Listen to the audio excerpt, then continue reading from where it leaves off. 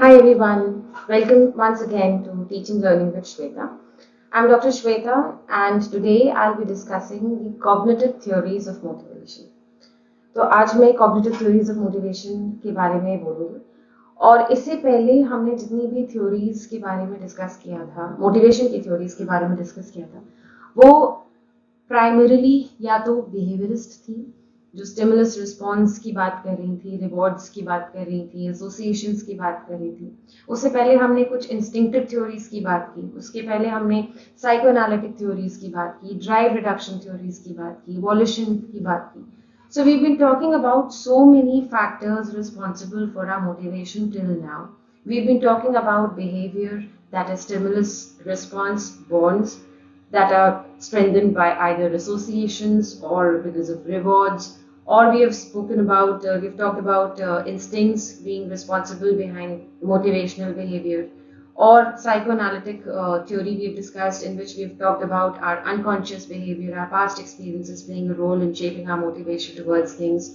So we've also discussed drive reduction theories, we've discussed volition theories, we've discussed the emotion theories, also the arousal theories.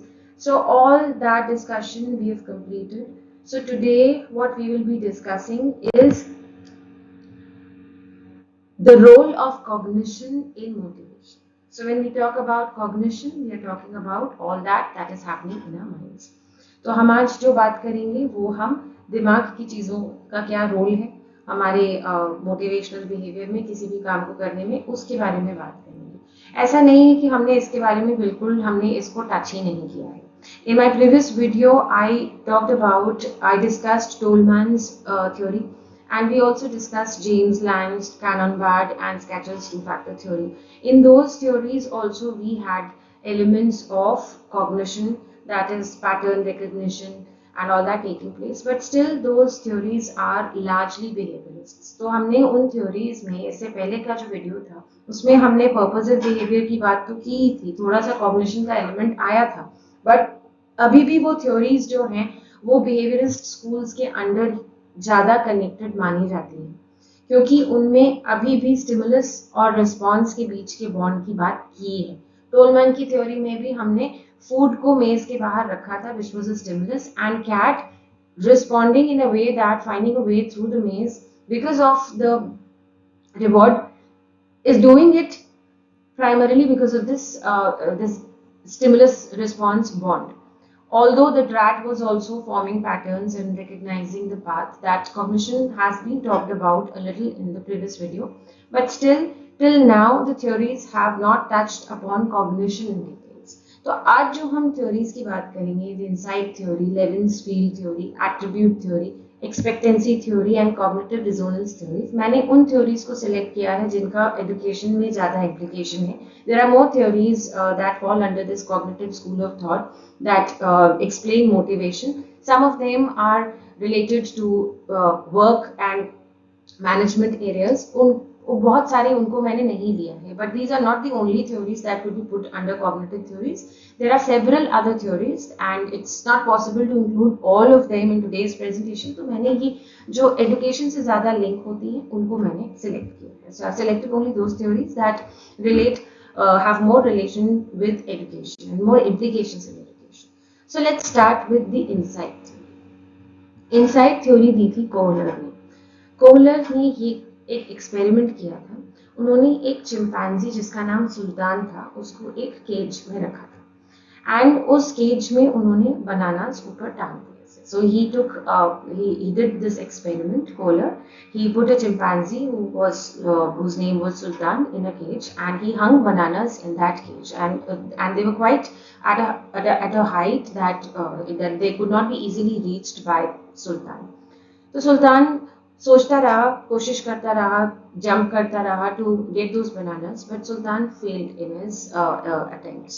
Suddenly, Sultan looked around the cage and saw some boxes. कुछ boxes रखे हुए थे उसके cage में, and सुल्तान ने तुरंत उन boxes को लिया और उनके ऊपर चढ़ गया और उसने बनाना को ले लिया. नेक्स्ट टाइम कोहलर ने डिफिकल्ट कर दी और सिचुएशन. उन्होंने क्या किया, उन्होंने थोड़े और हाइट पर रख दिए बनानास को. अब थोड़ा सा एक्सपीरियंस तो सुल्तान को हो गया था क्योंकि लास्ट टाइम वो बॉक्स के ऊपर चढ़ के उसने बनानास ले लिए थे. So last time when the bananas were hung and there was and Sultan actually took a box and got up on that box and could actually plug the bananas. This time he realized that this single box is not going to help him reach the height of the bananas. तो उसने क्या किया, दो boxes को एक के ऊपर एक रखा और इस बार वो उसने इस तरीके से बनानास को हासिल किया. सो अगली बार और डिफिकल्ट सिचुएशन कर दी, बनानास को बाहर रख दिया and Kohler put a stick in the cage. Now the chimpanzee again was puzzled, क्या करें, किस तरह से बनानास को हासिल करें. तो this time what did Sultan do, Sultan he took a stick and उस स्टिक को बाहर से उसने बनानास को खींच लिया अपनी तरफ. Then again the complexity of the situation was increased and bananas were kept a little farther away from the cage, as you can see in this pictures. This time Sultan, he had little experience of his previous experience of using the stick and dragging the banana. So थोड़ा सा experience उसको हो गया था कि last time उसने डंडे से खींच के बनानास को अपनी तरफ ले लिया था. तो इस बार उसने क्या किया, बनानास ज्यादा दूर थे तो उसने दो स्टिक्स को ज्वाइन किया और फिर वो उसने बनाना को अपनी तरफ खींच लिया. So what does this experiment show, यहाँ पे कोई स्टिमुलस रिस्पॉन्स कनेक्शन तो बन नहीं रहा है, यहाँ पे कोई हम उसे रिवॉर्ड तो नहीं दे रहे हैं या कोई एसोसिएशन नहीं कर रहे हैं या उसका कोई चाइल्डहुड एक्सपीरियंस रोल प्ले नहीं कर रहा है, ना कोई ना कोई इंस्टिंक्टिव थ्योरी यहाँ पे एप्लीकेबल है. यहाँ पे सुल्तान ने अपनी इंटेलिजेंस यूज की, उसने आसपास की सिचुएशन को देखा, होल सिचुएशन को देखा, क्या क्या उसके पास अवेलेबल था, उसने प्रॉब्लम को देखा और अपनी प्रॉब्लम को सॉल्व करने के लिए उसको तुरंत एक आइडिया आया और उसने इस आइडिया को इम्प्लीमेंट किया. कभी बॉक्स रख के उसने चढ़ के बनाना ले लिया, कभी दो बॉक्सेस रख के और जो हाइट पे था वो बनाना ले लिया, कभी स्टिक से उसने बनानास को अपनी तरफ खींचा, कभी दो स्टिक्स को लगा के स्टिक को लंबा करके उसने और दूर रखे हुए बनानास को अपनी तरफ खींचा.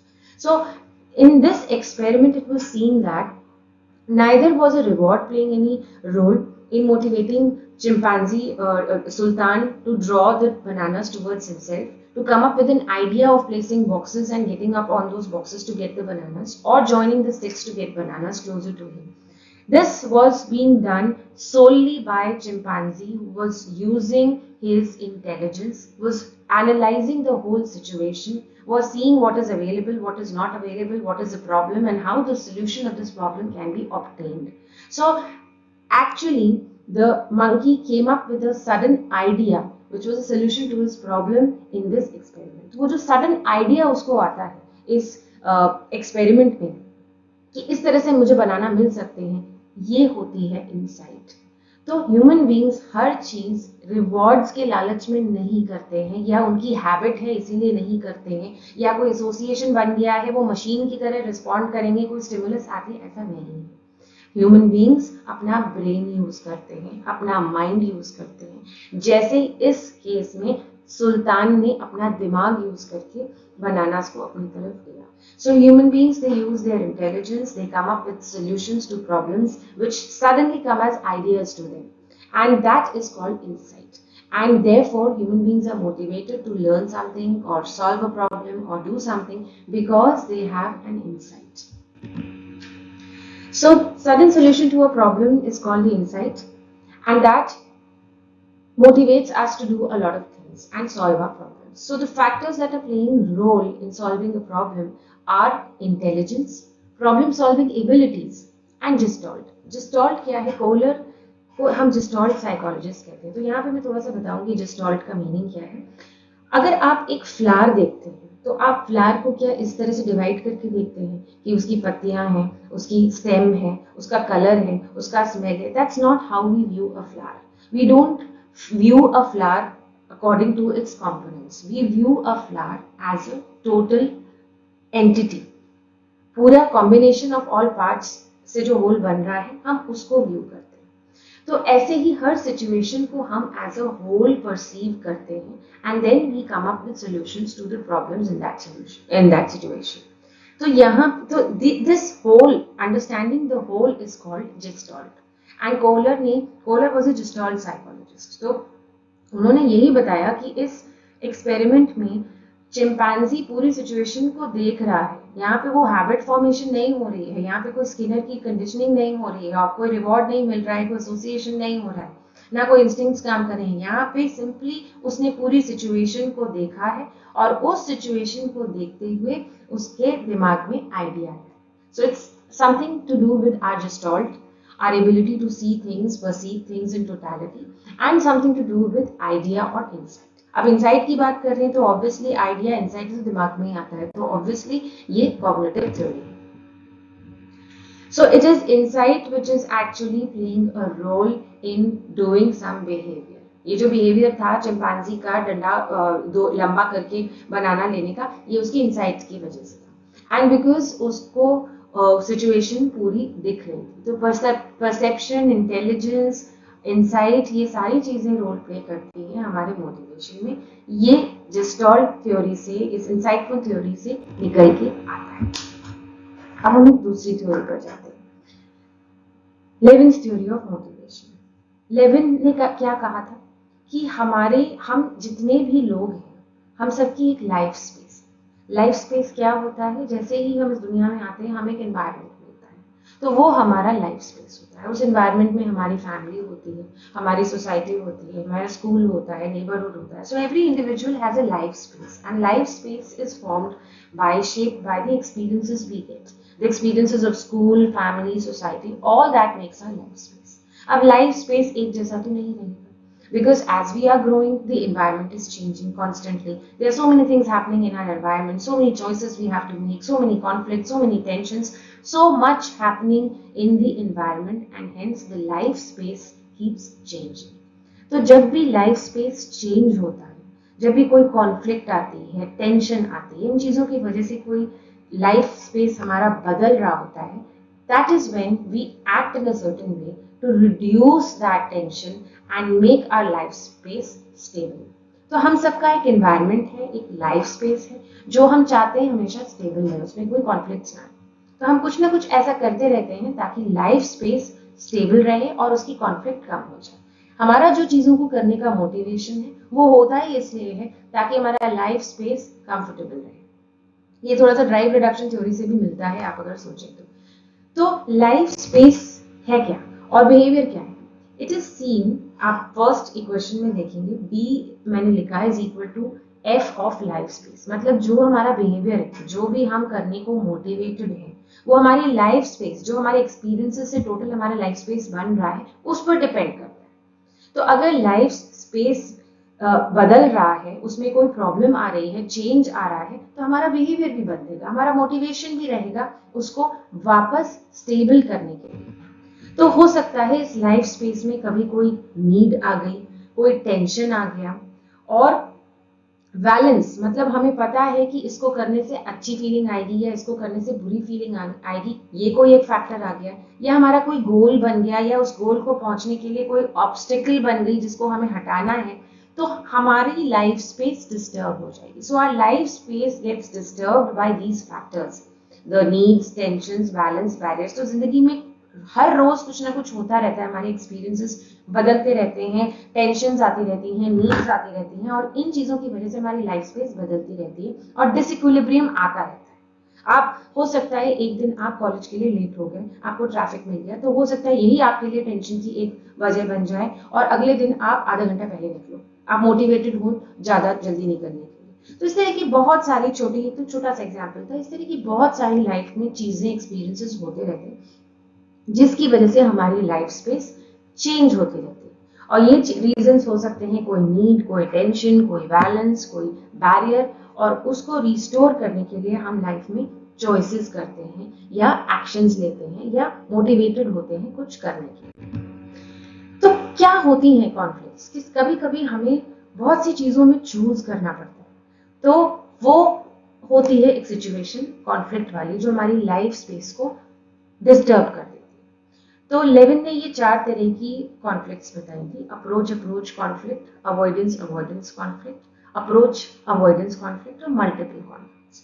तो अप्रोच कॉन्फ्लिक्ट वो होती है जब हमारे पास 2 अच्छी सिचुएशंस हैं, जो फेवरेबल, प्लेजरेबल सिचुएशंस हैं, उसमें से कोई एक चॉइस करनी. जैसे कि हमें आइसक्रीम भी पसंद है, हमें चॉकलेट भी पसंद है, हमारे पास दोनों चीजें, दोनों में से एक खानी है, तो हम कुछ भी चूज करेंगे, हमें उससे अच्छा ही इफेक्ट होगा, तो हम इसलिए मोटिवेटेड होंगे कोई भी ऑप्शन लेने में। अवॉइडेंस अवॉइडेंस दोनों चीजें नेगेटिव हैं। अगर हमें अवॉइडेंस अवॉइडेंस में हम ले सकते हैं कि एग्जाम देना भी है क्योंकि पास होना है, लेकिन एग्जाम देने में हमें डर भी लग रहा है, तो ये दोनों अवॉइडेंस अवॉइडेंस वाले हो गए। या फिर घर में कुछ दो चीजें बनी हैं जो बिल्कुल टेस्टी नहीं है, तो ये भी अवॉइडेंस अवॉइडेंस का एग्जाम्पल है, हमें कुछ एक तो चूज करना ही है।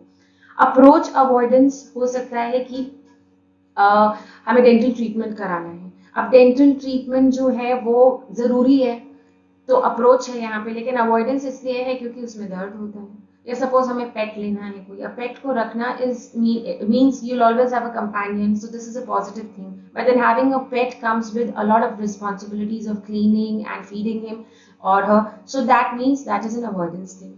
तो लाइफ में ऐसी बहुत सारी कॉन्फ्लिक्ट्स आती रहती हैं, ये 3 तरह की कॉन्फ्लिक्ट्स पहले दी थी और बाद में मल्टीपल कॉन्फ्लिक्ट वाला भी ऐड किया था लेविन ने, कि बहुत सारे डिफरेंट डिफरेंट सिचुएशंस में कई बार मल्टीपल पॉजिटिव नेगेटिव्स आ जाते हैं हमारे पास, तो हमें उनमें से चॉइसेस करनी पड़ती है। एक और एग्जांपल जैसे कि आप अप्रोच में देख सकते हो, 2 movies both are something that you would like to see, 2 plus है, 2 प्लस प्लस के बीच में एक प्लस, 2 माइनस है, अवॉइडेंस अवॉइडेंस, दोनों वेजिटेबल्स ओकरा एंड बीट्स लिखा है इसमें, दोनों पसंद नहीं है, दोनों में से कुछ एक खाना है, पर जो भी खाएंगे वो नेगेटिव ही लगेगा आपको, दोनों पसंद नहीं है, बट चॉइस आपको बनानी है।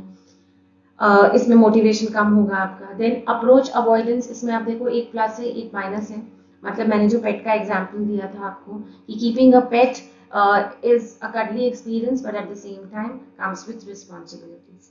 ऐसी मल्टीपल कॉन्फ्लिक्ट्स भी हो जाती हैं, बहुत सारे जॉब्स हैं, 3 जॉब्स हैं आपके पास और तीनों के प्लस माइनस फैक्टर्स हैं, so all these conflicts lead to tensions and leads to disequilibrium in your life space, which is why you take certain actions, you make choices according to what reduces that disequilibrium। ये 11th theory, इसके क्या education implications निकल के आ सकते हैं, एक तो इसके, और जो हमने कोहलर की थ्योरी की बात की थी जिसमें चिंपैंजी का एक्सपेरिमेंट था, इन दोनों थ्योरीज में क्या, क्यों हम इनको मोटिवेशन ऑफ स्टूडेंट्स से लिंक करें। पहली चीज तो ये, why are we linking these 2 theories to education? Why are we learning these 2 theories of motivation in education? Well, these have a few important educational implications. Number 1, life is not just being ruled by rewards. It's not necessary that a child goes to a class only because the teacher is giving toffees at the end of the class. Maybe the child is intelligent, loves problem solving, is creative, is feeling stimulated, the mind of the child is feeling stimulated, that is the reason, maybe the child loves the subject, loves the difficulty level of the subject, that is the reason why the child likes to come to the class। तो जरूरी नहीं है कि life में हम हर चीज को reward से एसोसिएट करें, हम एज टीचर्स हमारी ये रिस्पॉन्सिबिलिटी है कि हम उनको उनकी इंसाइट को यूज करने के लिए इनकरेज करें, हम उनको ऐसी सिचुएशंस से एक्सपोज करें। It is our responsibility to give those challenging situations, challenging doesn't mean very disturbing, giving them anxiety और giving them fear, challenging in the sense where they can use their mind and brains to solve problem, so that we can encourage this problem solving abilities in children। तो जिस तरह से chimpanzee को हमने situation में रखा था जब उसने अपना दिमाग लगाया, वैसे ही एज टीचर्स हमें बच्चों को सिचुएशंस देनी है, चैलेंजिंग सिचुएशंस जहाँ पे वो अपना दिमाग लगाएं और प्रॉब्लम्स को सॉल्व करने की कोशिश करें, पूरी सिचुएशन को डिस्टॉल जिसको कहते हैं, पूरी सिचुएशन को देखें, क्या रिसोर्सेज अवेलेबल है, उनका बेस्ट यूज करके प्रॉब्लम्स को सॉल्व करें, and we have to be there as guides and supervise them while they are doing this, and it is also a responsibility to provide them with resources. क्योंकि जब chimpanzee उस cage में था तो किसी ने तो डंडा भी रखा होगा, वहां पे किसी ने बॉक्सेस भी रखे होंगे ताकि वो उस प्रॉब्लम को सॉल्व कर पाए। तो वैसे ही एज टीचर्स हमें सिर्फ उनको प्रॉब्लम देके छोड़ नहीं देना है कि वो अपनी इंसाइट यूज करें, हमें इंश्योर करना है कि उनके पास सारे रिसोर्सेज भी हो to use that for problem solving और कम अप विद आइडियाज। उनको आइडियाज आएंगे तभी वो और मोटिवेटेड होंगे। So we have to do that। This is a very important educational implication that comes out from this theory, क्योंकि अभी तक तो हम सिर्फ रिवॉर्ड और एसोसिएशन की ही बात कर रहे थे। क्लासरूम खाली पेंट अच्छे से कर देने से ही बच्चा मोटिवेटेड हो जाएगा ऐसा जरूरी नहीं है। आप उसे कितना encourage करते हैं किसी काम में कुछ अच्छा problem solving करने में, that also decides the motivation. So human beings are naturally motivated to use their intelligence. और क्या निकल के आता है ऐसे एजुकेशनल इम्प्लीकेशन? जब हमने लाइफ स्पेस की बात की तो हमने बात की एनवायरनमेंट की. अब एनवायरनमेंट में जो हमारा लाइफ स्पेस है उसमें कॉन्फ्लिक्ट्स भी आएंगी, टेंशंस भी आएंगी. अब जब हम एडल्ट्स बन जाते हैं, now we have reached the adulthood. So in adulthood, the life space is more stable in comparison to the life space of an adolescent or a child. Because life space of a child or an adolescent is changing more drastically than us. Because we are already mature individuals, so we have lesser conflicts than the conflicts that the adolescents and the children face. So as teachers, it is our responsibility to guide them through making choices within those conflicts. तो जो life space और conflicts की मैंने बात की थी, वो conflicts adolescents और चिल्ड्रन में ज़्यादा होते हैं, तो हमें एज टीचर्स उनको गाइड करना है to take proper decisions and avoid and resolve these conflicts. ये एजुकेशन इम्प्लीकेशंस निकल के आती हैं दो थ्योरीज से. लेकिन इन थ्योरीज की कुछ प्रॉब्लम्स भी हैं, specially Lewin's theory. It does not talk about intelligence, it does not talk about creativity, does not talk about past experiences, और खाली लाइफ में कॉन्फ्लिक्ट्स ही होती हैं, यही बोला है लेविन्स थ्योरी में. बट ऐसा नहीं है, लाइफ में और भी बहुत सी चीजें होती हैं. It's just not conflict resolution. जैसे हमने ड्राइव थ्योरी में बोला था, life is not just about drive reduction, की कोई टेंशन आएगा तभी हम कुछ करने के लिए मोटिवेटेड होंगे. ऐसे ही लेविन थ्योरी का भी यही एक नेगेटिव फीचर है कि लाइफ में हमेशा कॉन्फ्लिक्ट्स आएंगी तभी हम कुछ करने के लिए मोटिवेटेड होंगे. ऐसा जरूरी नहीं है. हो सकता है किसी की लाइफ में कोई कॉन्फ्लिक्ट ना हो, फिर भी वो मोटिवेटेड हो टू डू गुड थिंग्स. अब हम आते हैं अपनी नेक्स्ट थ्योरी पे, जो है एट्रीब्यूट थ्योरी ऑफ मोटिवेशन, जो वीनर ने दी. वीनर ने एक, ये थ्योरी बहुत सिंपल है, ये बड़ी सी लगती है, but it is actually just a 3 line story, 3 line theory. इसमें 3 चीजें हैं. चीजें हमारी कितनी कंट्रोल में है, चीजें कितनी इंटरनल हैं, और चीजें कितनी स्टेबल. ये 3 ही चीजें हैं जिसपे ये थ्योरी लिखी हुई है. So let's just understand this theory. Attribute theory says that we are motivated to do something because we believe we will be successful. We are not motivated to do something because we believe we will not get success and that will be a failure. So this feeling of whether we will be failing at something or we will be succeeding at something, this is what decides our motivational levels. And these factors and this feeling of success, whether we'll succeed or not, that depends on various factors. तो वो कौन से factors? क्या बोला है winner ने कि हम लाइफ में अपने मोटिवेशन को सक्सेस और फेलियर से जोड़ते हैं. कि हमको अगर लगता है हम सक्सेसफुल होंगे तो हम मोटिवेटेड होते हैं, और हमको लगता है हम फेल होंगे तो हम मोटिवेटेड नहीं होंगे. अगर हमको लगता है कि हम सक्सेसफुल होंगे तो वो हमारा डिपेंड करता है कुछ फैक्टर्स पे, और फेलियर भी डिपेंड करता है कुछ फैक्टर्स पे. तो क्या है वो फैक्टर्स? वीनर कहते हैं कि अगर हम ये मानते हैं कि जिन चीजों की वजह से सक्सेस या फेलियर हो रहा है वो हमारे अंदर है, तो शायद चांसेस सक्सेस के, तो हम मोटिवेटेड रहेंगे. अगर जिन चीजों की वजह से सक्सेस मिल रही है या नहीं मिल रही है या फेलियर आ रहा है वो हमारे कंट्रोल में है, तो भी हम मोटिवेटेड ज्यादा रहेंगे उसको करने में, क्योंकि हमें उम्मीद होगी कि हम उसे कंट्रोल कर लेंगे. और अगर कुछ ऐसी चीजें हैं जो हमेशा फिक्स रहती हैं, जैसे कि एग्जाम मैथ्स का इतना ही डिफिकल्ट रहेगा, यही टाइप के क्वेश्चंस आएंगे, सिलेबस चेंज नहीं होगा, उसको हम बदल नहीं सकते, वो अनस्टेबल है, स्टेबल है. तो जब इस तरह की चीजों पे हमारी सक्सेस या फेलियर डिपेंड करता है जो कि बिल्कुल रिजिड है, स्टेबल है, तो हमारा मोटिवेशन कम होता है. तो लाइफ में हमारा उन चीजों को करने का मोटिवेशन हाई होता है जिनसे हमें लगता है कि जो कंट्रोल हो जाएंगे, जो हमारे खुद के अंदर है, क्योंकि अंदर है तो ऑब्वियसली हम कंट्रोल कर सकते हैं, और जो चेंज हो सकते हैं, जिनको हम बदल सकते हैं. जिन चीजों को हम बदल नहीं सकते, जो हमारे अंदर नहीं है, जो हमारे कंट्रोल में नहीं है, तो ऑब्वियसली हम फेल होंगे, तो ऑब्वियसली हमारा मोटिवेशन कम होगा उनको करने के लिए. लेट अस, तो ये 3 चीजें हैं. लोकस मतलब वो कहाँ है, वो हमारे अंदर है कि बाहर. तो जो फैक्टर्स हमारे अंदर हैं वो हमें सक्सेस देंगे, जो फैक्टर्स बाहर हैं वो हमें सक्सेस नहीं देंगे, क्योंकि हमारा कोई कंट्रोल नहीं है. फॉर एग्जाम्पल, पढ़ना हमारे हाथ में है तो वो इंटरनल फैक्टर है. अगर हमें मैराथन रन करना है तो उसके लिए हमें अच्छे से फ्यूल करना होगा अपनी बॉडी को, खाना अच्छे से खाना होगा, रेस्ट अच्छा करना होगा और हमें बहुत सारी एक्सरसाइजेस करनी होंगी उसके पहले। तो ये तो हमारे कंट्रोल में है, तो ये इंटरनल फैक्टर्स हैं। तो अगर हम ये कर सकते हैं तो हम मोटिवेटेड रहेंगे इसके लिए। लेकिन अगर मैराथन पहाड़ी जगह पे हो रही है और हम नहीं ट्रेन हैं पहाड़ के लिए, तो ये एक्सटर्नल फैक्टर है, तो इस पर हमारा कोई कंट्रोल नहीं है। तो हमें पता है कि हम फेल हो जाएंगे तो हम उस मैराथन में दौड़ेंगे नहीं, हमारा मोटिवेशन ही कम हो जाएगा।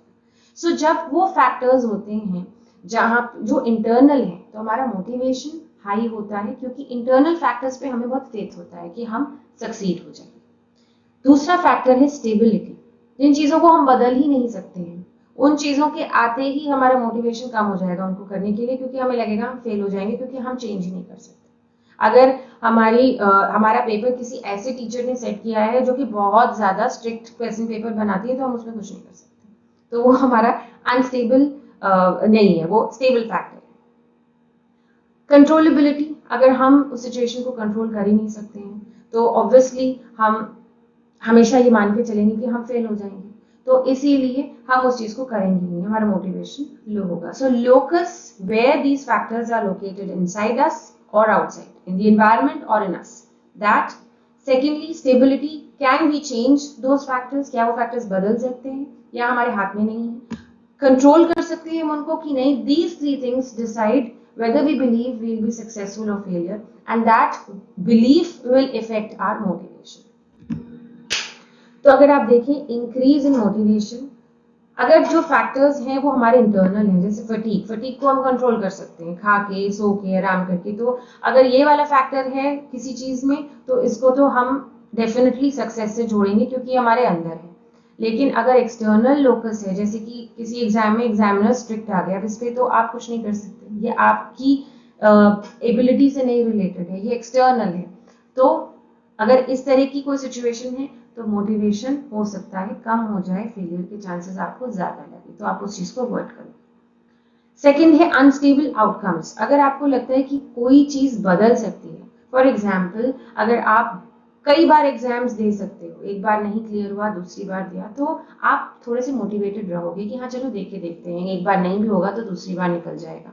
आपके मोटिवेशनल लेवल्स हाई होंगे क्योंकि आपको लगेगा कि सक्सेस तो मिल ही जाएगी, एक ही अटेम्प्ट नहीं है, बहुत सारे हैं। लेकिन अगर एक ही अटेम्प्ट है तो आप नहीं कर पाओगे, आपका फेलियर आपको लगेगा कि होने के चांसेस बहुत ज्यादा है, तो आपका मोटिवेशन कम होगा इस केस में, क्योंकि वो एक फिक्स चीज है। अगर हमारे टीचर्स बहुत रिजिड हैं, एकदम फ्लेक्सिबल नहीं है, तो ऑब्वियसली हमारा मोटिवेशन कम होगा उस सब्जेक्ट को पढ़ने के लिए, because teachers are too rigid, वो एक ही तरीके से पढ़ा रहे हैं। लेकिन अगर कोई चीज बदल सकती है, उनके टीचर स्टूडेंट्स के हिसाब से वो पढ़ा सकते हैं, तो उसको पढ़ने के लिए मोटिवेशन ज्यादा होगा। तो जो फैक्टर्स चेंज हो सकते हैं हमारे अकॉर्डिंग, उन फैक्टर्स से हमारी सक्सेस को हम ज्यादा जोड़ते हैं और हमारा मोटिवेशन भी हाई होता है उन चीजों को करने के लिए। अब देखिए controllability, third factor is controllability. Suppose we have an online test and we can decide when we want to appear for that test, whether in the morning or the evening. So whenever we are in a good mood, we are prepared, we can sit for that exam. So this factor is controllable. It is in our hands. So we believe that because it is controllable, it will lead to success. And hence we are motivated to give that online exam. But if that exam is happening once a year, or we are going for an exam, यहाँ पे ये थोड़ा ढक गया है with my picture, यहाँ पे मैंने लिखा था बैड वेदर, तो अगर सपोज बैड वेदर है और आपका एग्जाम है, तो या फिर एग्जाम दिसंबर में है, बहुत ठंड में है, तो आपका मोटिवेशन कम है यहाँ पे उसको देने का, क्योंकि वो आपकी कंट्रोल में नहीं है। That is something that you can not control, but then you can control going on time, और you can control wearing a sweater and going. तो ये सारे फैक्टर्स डिसाइड करते हैं कि क्या हम सक्सीड करेंगे या फेल होंगे, और हम इन फैक्टर्स से एट्रीब्यूट करते हैं अपने सक्सेस और फेलियर को। तो जब ये फैक्टर्स इंटरनल होते हैं, हमारे कंट्रोल में होते हैं और चेंज होने वाले होते हैं, तो हम सक्सेस को ज्यादा समझते हैं कि होगी। We attribute success with those factors that are more internal in nature, that are more controllable and are more unstable in nature. With those factors, we attribute our success, and hence we are motivated to do those actions in which these factors are involved. Whereas in those actions in which those factors that are not controllable, that are stable, fixed or rigid, and that are related more to environment, which we cannot change, when our success or failure is attributed to these factors, then the chances we believe are more for failures, and hence our motivational levels are low for those actions, because they involve those factors that are not that are stable, that are not in our control, and that are not within us but environment. That is how we decide whether we will be going for it or not. तो हमारा motivation इस पर depend करता है. अब ability है, जैसे ability हमारी खुद की इंटरनल चीज है, ये इस पे हमारा ज्यादा कंट्रोल नहीं है. हर बच्चा एक आईक्यू लेके पैदा होता है, हर बच्चा, ऐसा कहते हैं कि आईक्यू चेंज भी हो जाता है, थोड़ा सा बढ़ भी सकता है, but with constant practice. But then एक मोरलेस कुछ चीजें हैं जो, अब सिंगिंग एबिलिटी किसी में नहीं है तो वो उसके कंट्रोल में नहीं है, वो उसकी इंटरनल चीज है और वो स्टेबल है. वो नहीं है तो नहीं है, वो रातों रात अच्छा सिंगर नहीं, कितना भी रियाज कर ले वो नहीं बन सकता. किसी की गिफ्टेड वॉइस है तो वो उसका इंटरनल फैक्टर है, वो उसके कंट्रोल में है, वो उसके कंट्रोल में नहीं है, वो उसका वैसा एज इट इज ही है और वो हमेशा स्टेबल रहेगा. टास्क डिफिकल्टी एक दूसरा एग्जाम्पल. अगर कोई चीज बहुत मुश्किल है तो वो मुश्किल ही रहेगी. आप हो सकता है उसके लिए ज्यादा हार्डवर्क करो, लेकिन वो टास्क, उसका डिफिकल्टी लेवल एक्सटर्नल है, हमारे कंट्रोल में नहीं है और वो वैसा ही रहने वाला है. एफर्ट लेकिन जो हम करते हैं, that is something which is in our hands, it is in our control, it is our. हम ही तो एफर्ट कर रहे हैं, तो इंटरनल फैक्टर है. और एफर्ट ज्यादा भी लगा सकते हैं, कम भी लगा सकते हैं, तो ये अनस्टेबल है. तो इसीलिए हम एफर्ट को एसोसिएट कर सकते हैं पॉजिटिव या सक्सेस से, और इसको हम बढ़ा सकते हैं और हम मोटिवेटेड हो सकते हैं टू डू समथिंग. इससे क्या एजुकेशनल इम्प्लीकेशंस इस थ्योरी से निकल के आ रहे हैं, वीनर की थ्योरी से. तो ये थ्योरी काफी परफॉर्मेंस, अचीवमेंट, इन बातों की बारे में बात करिए. So this theory is talking a lot about factors such as achievement and performance that are highly applicable in education. So obviously this theory is applicable in education. तो क्या क्या इसमें हमने 3 तरह के फैक्टर्स की बात की. लोकस ऑफ द लोकस की बात की, कंट्रोलेबिलिटी की बात की और स्टेबिलिटी की बात की. So as teachers we can identify these factors in the lives of students. कौन से फैक्टर्स उनके कंट्रोल में हैं, जैसे एफर्ट एंड हार्डवर्क उनके कंट्रोल में है. So we can encourage students to do more hard work because this is something which is in their control, which is internal, which is not fixed. तो ये इस तरह के फैक्टर्स के लिए जो उनके हाथ में हैं, उनको हम encourage कर सकते हैं बच्चों को कि वो उनसे अपनी सक्सेस को attribute करें. So we can encourage students to attribute their success with those factors. We can identify those factors and encourage students to associate, to attribute their success to those factors. So, for example, we can encourage them to do more effort. Secondly, very important is that we do not have to make the education system so rigid for them that they are in constant state of tension or worry or anxiety and hopelessness, कि पहले से ही उनका motivation level low हो जाए. Because teacher बहुत ही ज्यादा difficult paper set करती है, टीचर बहुत रिजिड है, हमारे रूल्स बहुत स्ट्रिक्ट हैं, वो तो अलाउ ही नहीं करेंगे.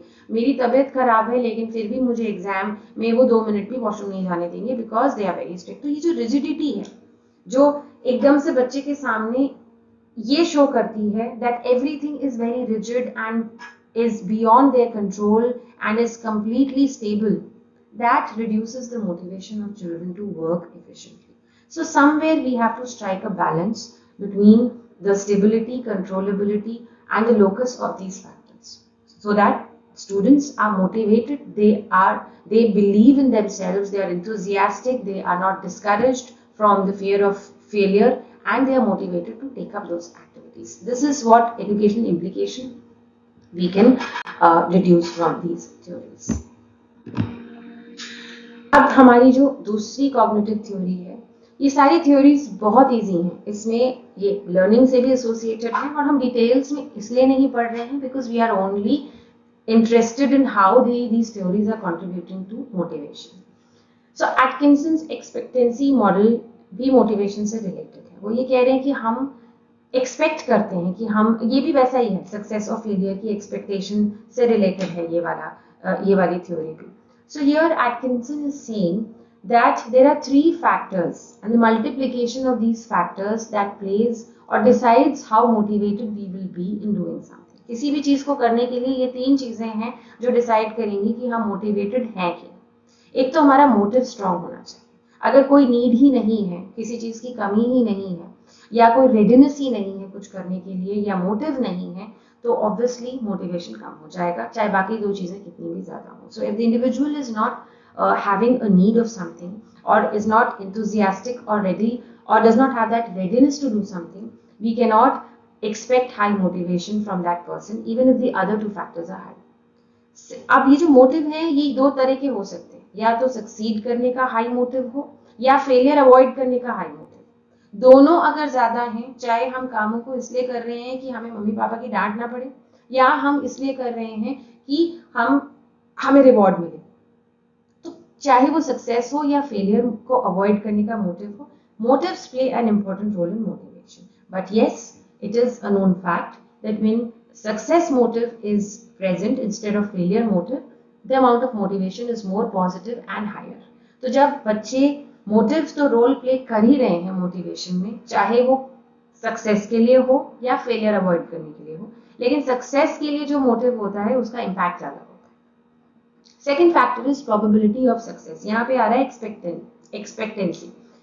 अगर हमें पता है कि हम कोई ऐसा काम करने जा रहे हैं जो हमारी एबिलिटी के बियॉन्ड है, अगर मैं हाई जंप करने जाऊं और मैं ट्रेन नहीं हूं, तो मुझे पता है कि मुझे इस कंपटीशन में घुसा दिया है जबरदस्ती, बट मैं हाई जंप में हार जाऊंगी बिकॉज मेरी प्रोबेबिलिटी ऑफ सक्सेस वैसे ही लो है। I am not trained, I have not practised high jump. So चाहे भले ही मैं कितना भी कोशिश कर लूं, मेरा कितना भी मोटिव स्ट्रांग हो इसको जीतने का, बट मुझे पता है कि एक्सपेक्टेशन मेरी लो ही होगी खुद से। So what we expect from ourselves, the probability that we know about ourselves whether we will succeed और not, that also decides our motivation. When we are very sure that we will not be able to make it, our motivation levels are already low. And third is incentive value. But अगर high jump करने के मुझे 10,000 मिल रहे हैं एक high jump के, या 1 करोड़ मिल रहे हैं सपोज, तो मतलब चाहे मेरा मोटिव कितना भी लो हो, चाहे मेरा एक्सपेक्टेशन प्रोबेबिलिटी फॉर सक्सेस कितनी भी कम हो, लेकिन इंसेंटिव वैल्यू तो बहुत ज्यादा है, फिर भी मैं करूंगी वो काम, जाके मैं हाई जंप करूंगी। क्यों? Because there is a lot of money associated with it. I am just giving an example. So all these three things they play a role in deciding how motivated an individual is. Whether the individual's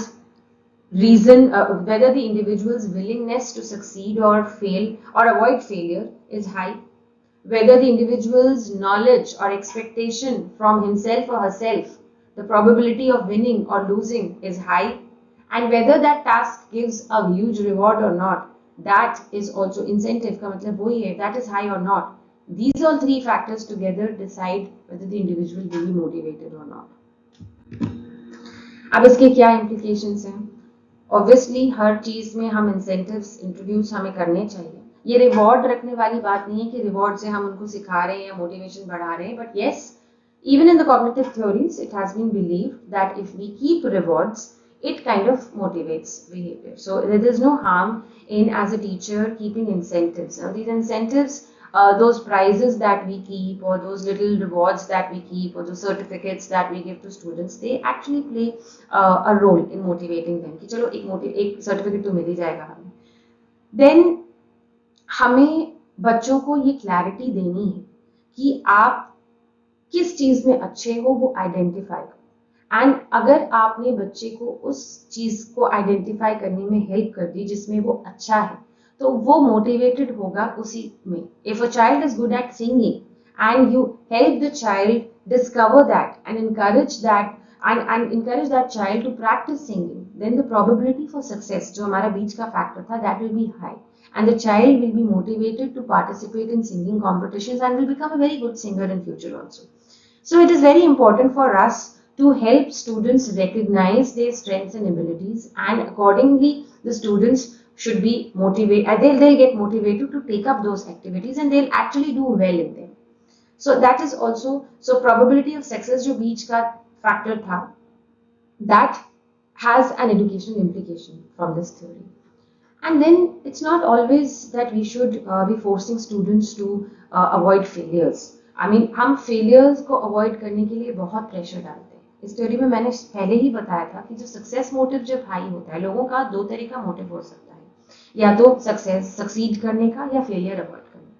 बहुत से ऐसे बच्चे हैं जो pressure में काम करते हैं। There are lot of students who work hard not because they want to succeed but they want to escape the heat of the bad, unpleasant environment of their family or their parents, unpleasantness at home. They want to avoid that thrashing that they get from their parents or the disappointment that their parents feel. So in order to avoid that disappointment, they are motivated to do something, which is not a very correct approach. The correct approach should be to encourage students to do something to succeed, not to take the pressure of avoiding failure. So things have to be made more positive. And that is a very, by making learning fun, we can do that. So that can be a very important educational implication we can draw from this theory. और जो हमारी last theory है आज की, वो है cognitive dissonance. अब cognitive dissonance जो है वो भी थोड़ी सी कॉन्फ्लिक्ट्स की बात करती है कि हमारी लाइफ में कई बार हम क्या सोच रहे हैं और क्या हम कर रहे हैं, उसके बीच में कॉन्फ्लिक्ट आ जाती है, और उस कॉन्फ्लिक्ट को हम रिजॉल्व करने की कोशिश करते हैं, और इसीलिए हम मोटिवेटेड होते हैं अपने बिहेवियर के लिए। ये भी ड्राइव रिडक्शन थ्योरी से मिलती है। ड्राइव रिडक्शन थ्योरी में भी हमने ये कहा था कि टेंशन आ जाता है तो टेंशन को हटाने के लिए हम चीज़ों को करते हैं। लेकिन यहाँ पे जो कॉन्फ्लिक्ट की बात करी जा रही है वो थोड़ी सी कॉग्निशन, थोड़ी सी मेंटल माइंड से रिलेटेड है कि कई बार हम ऐसी सिचुएशन में फंस जाते हैं जहाँ पे हम ऐसा बिहेवियर या ऐसा एक्शन कर रहे हैं जो हमारी बिलीफ से अलग है। For example, I don't like somebody but that person works with me, so I am working with that person. तो मेरा एक्शन क्या है, मैं उसके साथ बैठी हूँ लेकिन मुझे वो इंसान पसंद नहीं है। तो ये एक डिसोनेंस है, ये कॉन्फ्लिक्ट की सिचुएशन है। तो अब इस कॉन्फ्लिक्ट को मैं कैसे सॉल्व करूंगी? मेरा मोटिवेशन होगा to solve this conflict, to do something so that I can solve this conflict. So this theory is saying that in our lives we face conflicts between what we think and what we have to do. So whenever we face this kind of conflicts, our motivation is to resolve those conflicts, to do something to resolve those conflicts.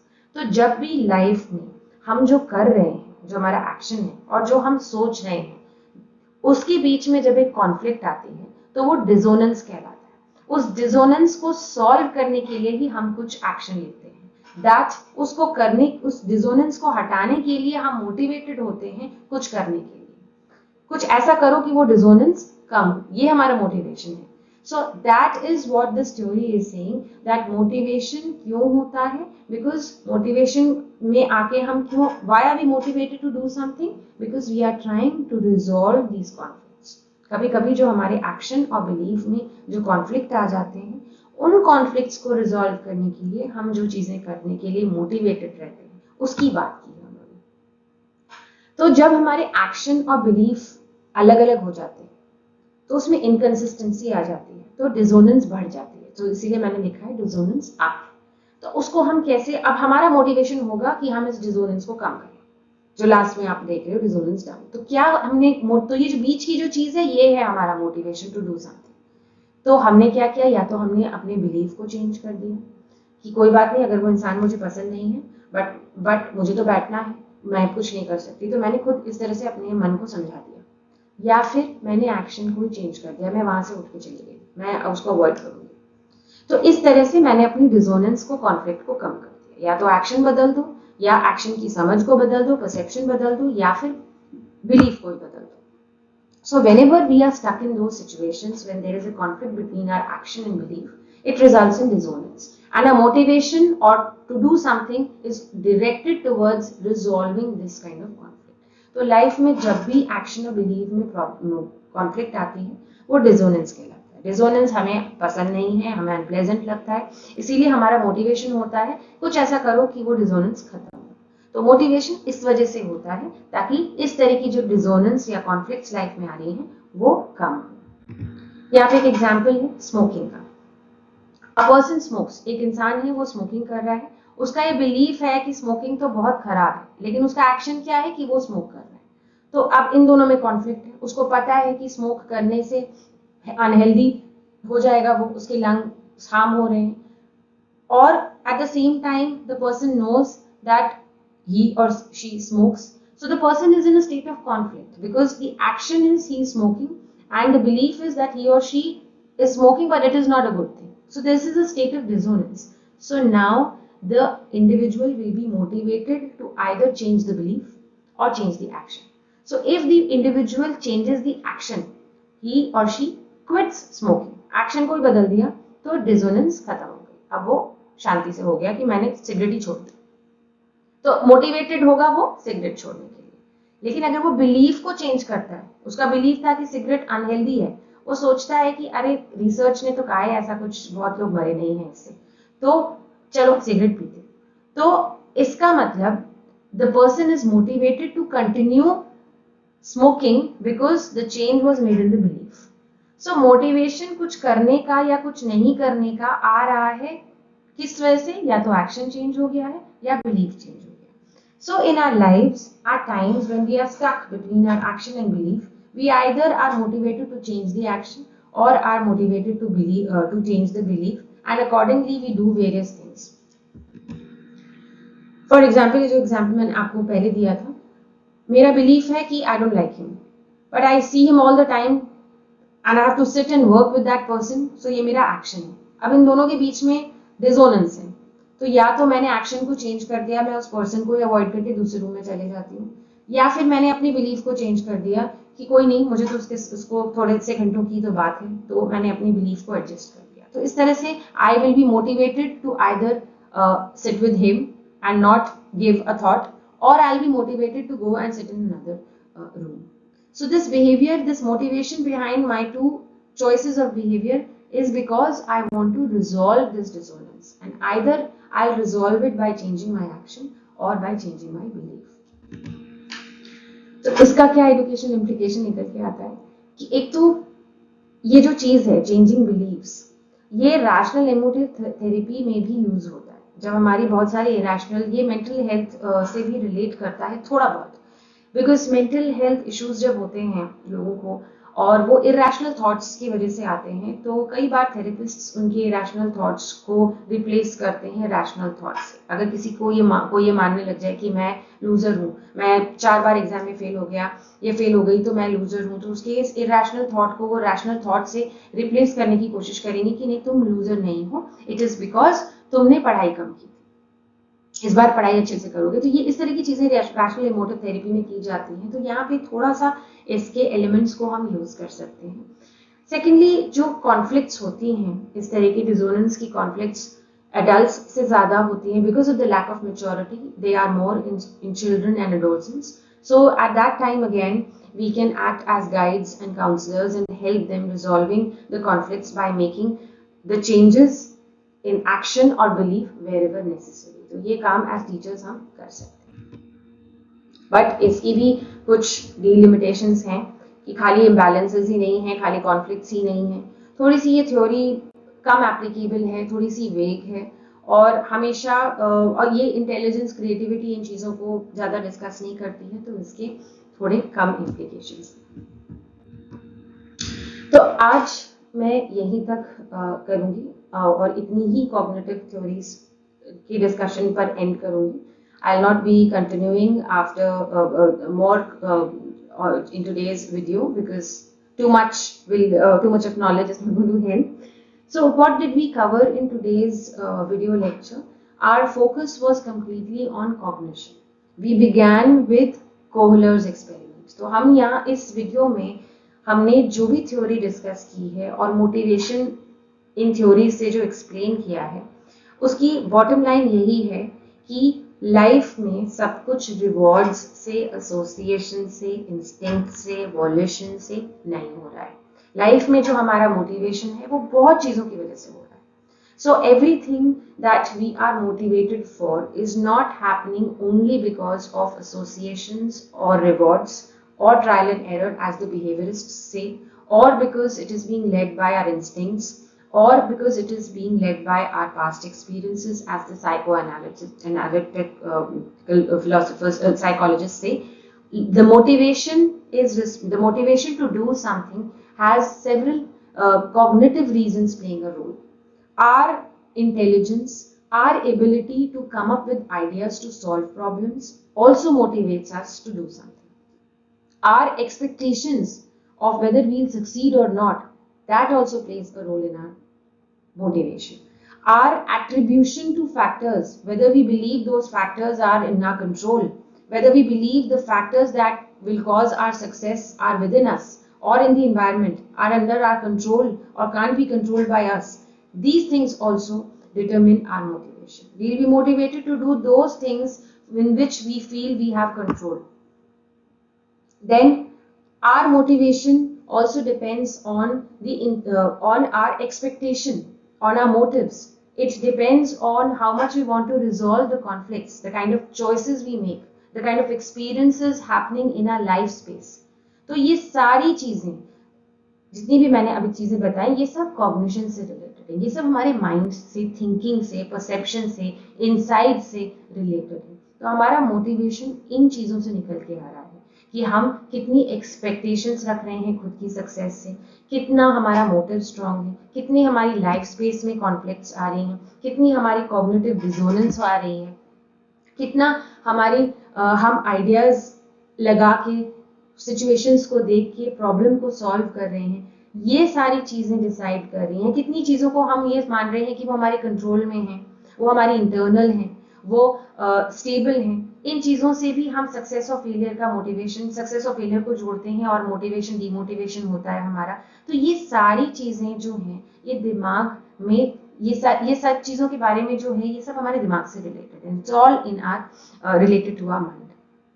So these theories, they have come a step ahead of our previous psychologists that we had discussed in the previous video lectures, who were only talking about limited things, human beings as machines, कि human beings habit में आके कुछ करते हैं, human beings को association हो गया इसलिए वो कर रहे हैं.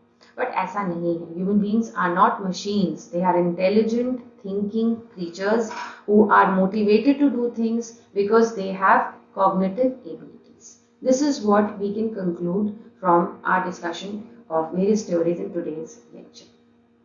अब इसके बाद जो हम वीडियो पढ़ेंगे हम in all that we undertake in our future videos, in those videos motivation will be studied from a different angle, and that's a humanist angle. तो वो उसके लिए आपको वेट करना होगा for my another video. So till then, please keep watching my videos, subscribe to my channel, keep liking them, keep posting your comments, and stay tuned. Thank you.